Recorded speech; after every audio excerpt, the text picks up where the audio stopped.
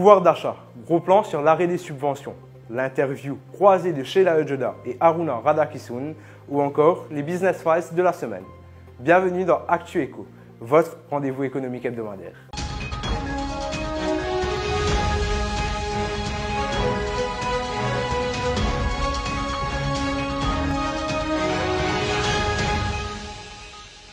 Depuis le 1er juillet, le gouvernement a stoppé les subventions sur 7 catégories de produits. Ces articles sont les sardines, les tomates en conserve, le fromage, l'huile comestible, la margarine, le lait en poudre et les grains secs. Cela a eu un impact quasi immédiat dans les supermarchés. Rien que durant le week-end, l'huile comestible a vu son prix doubler, passant la barre symbolique des 100 roupies pour certaines marques. Le lait, aussi bien en poudre qu'en bouteille, suit également cette tendance avec une augmentation oscillant 30 à 50%. Une situation qui interpelle les économistes et les associations de consommation. Ils se demandent si les allocations du gouvernement annoncées dans le budget seront suffisantes. Affaire à suivre. Les femmes arrivent difficilement à se hisser à des positions exécutives.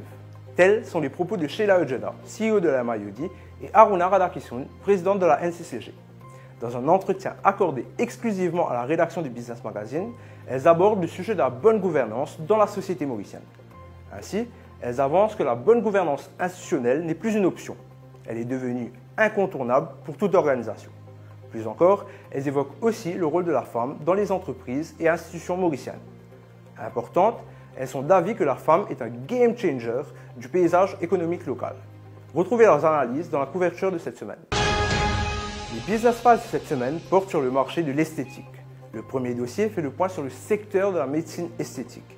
Il évoque les différentes offres des cliniques spécialisées, mais aussi de leur clientèle essentiellement étrangère. Le second dossier, quant à lui, porte sur l'hygiène corporelle.